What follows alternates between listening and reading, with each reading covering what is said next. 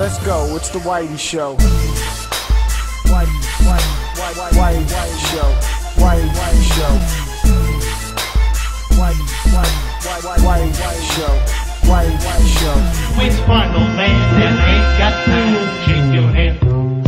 Get that side check, put it in pockets like it's back. Going downtown. Ryse tells the tale of a Roman set out on vengeance for his fallen family members. After a brutal attack, he joins the army to avenge them, but first we gotta follow orders because we have to make the game as long as possible. The gameplay decides to take on a very cinematic approach, heavy on the special looking kills, stylish landscapes, and gritty world. Do we have the best Rome era game? We're gonna check it out right now.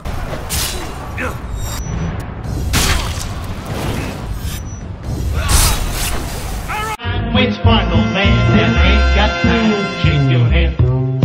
Get that side check, put it in pockets like it's back. Going downtown.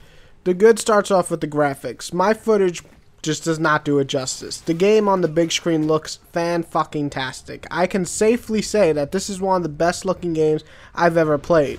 From wonderful blood effects, terrific landscape areas, and some amazing explosions, you have one of the best looking games to ever touch a console.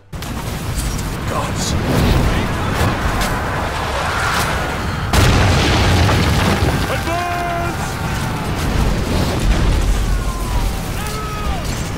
The heavy on cinematic approach is a good and bad effect. The good is that it looks and feels damn good at times. Slicing up enemies in many ways never looked so good. These special kills are easy enough to pull off, and they feel and look damn sweet when it's happening.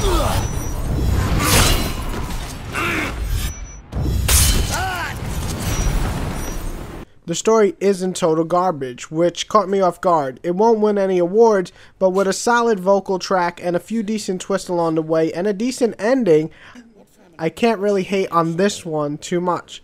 On the contrary, it was good enough to actually pay attention for one. My story, however, is... The way the combat attaches to your finishers is pretty cool.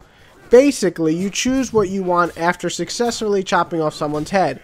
More XP, more focus, which is that special mode where you just go apeshit, some more health, or you can do the one where you attack more and the stronger you become. Not only is this related to the gameplay style, but switching on and going to give you different additional new kill moves is also a big plus, and it's really fun to just switch on the go, very easy like.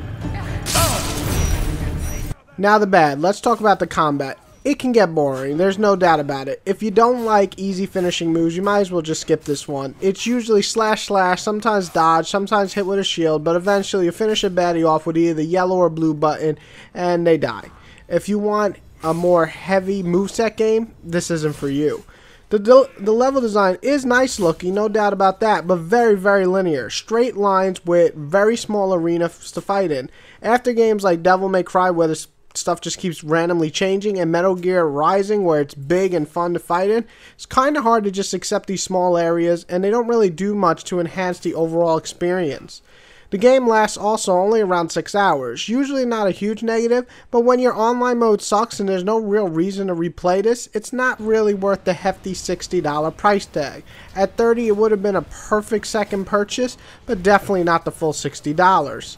The only negative I can think of is there's some terrible side things to do, like shooting the arrows, those segments, they're just not very fun, and failing them is actually more annoying than anything. With Sparkle Man, then ain't got time to shake your head.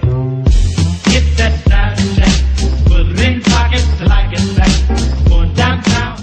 Overall, Ryse is a mixed bag. I don't think it's amazing by any means, but I also don't think it's bad. It's around a decent score, but I'd say I had enough fun with it, despite how short it was, to give it a good rating. Honestly, it's very much worth playing. If you have to, definitely rent it, which I recommend, or if you want to buy it, get it when it's cheaper. It's worth playing for the visual fun alone. I give Ryse a 7 out of 10, and it's definitely worth checking out, just not buying for $60.